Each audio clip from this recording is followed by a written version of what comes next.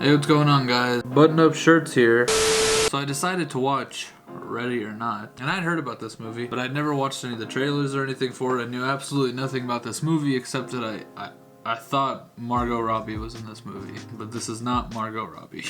Nonetheless, I still watched it, and I did not like it. Now, I wouldn't call this movie a bad movie. I was never necessarily bored or uninterested. I just think from a me perspective, there was a lot of things that I would change about the things that happened in this movie, and there's a lot of things that I would not include. But before I start talking about the things that I don't like, go ahead and talk about a couple of things that I do like.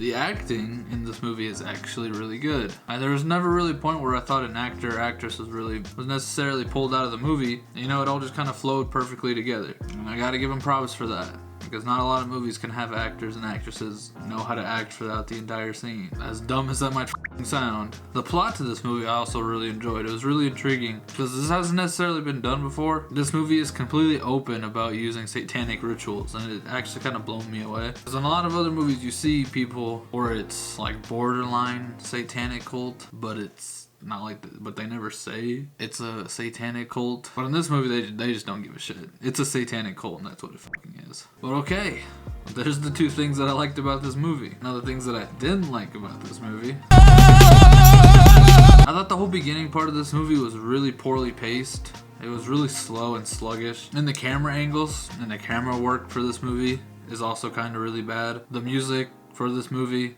is also kind of really bad. And the ending to this movie is also kind of really bad. But I wouldn't call it a bad movie. I don't know how to really describe it, but I did enjoy watching this movie. Now, it is classified, I think, as a thriller or a horror movie, but it's not groundbreaking or anything in that sort of sense. It's not going to change horror cinema forever. It's just another one of those movies that I could see a lot of people being into. But this movie, in and of itself, it's alright. It's not bad. So I know it doesn't really make sense when I say that, to where I'm pretty much talking shit on this movie, but then I'm also calling it not a bad movie. When I got done watching this movie, it kind of really felt like a bad Quentin Tarantino movie, only on the factors that they cuss a lot and they try to push it off as funny. All the blood and gore that's in this movie, that's kind of poorly done, and then all the weird camera angles that they tried doing that Quentin Tarantino's kind of known for, it just doesn't work. There's two sides to this movie. There's the serious part of where this game is going down, and then there's the part where it's also trying to be funny with this guy. But that's with any movie that's going to come out. There's always going to try to be the funny side to it, because people's attention spans apparently aren't long enough to just sit through a movie that's serious. And that's kind of where I got pulled out of it a little bit. That's where I kind of put it at, it's not bad, but it's not good.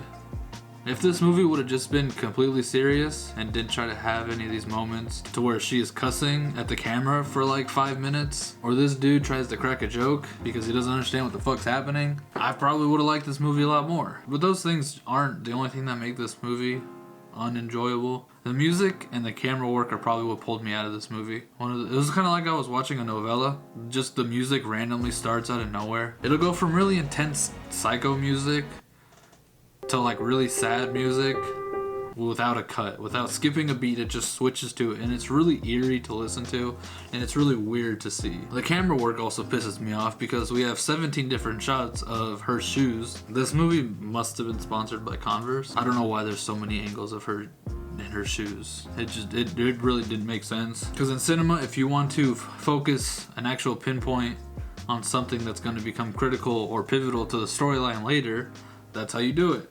But in this movie, the shoes don't fucking mean anything. But as an overall view, I kind of just thought this movie was corny.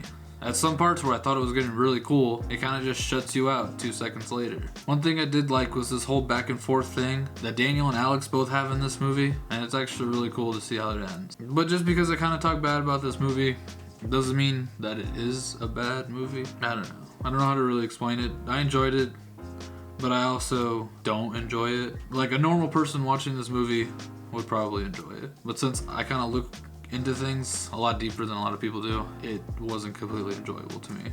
So I'm not going to shit on this movie, but I'm going to give it a 5/10. Kind of lost potential. Thanks for watching.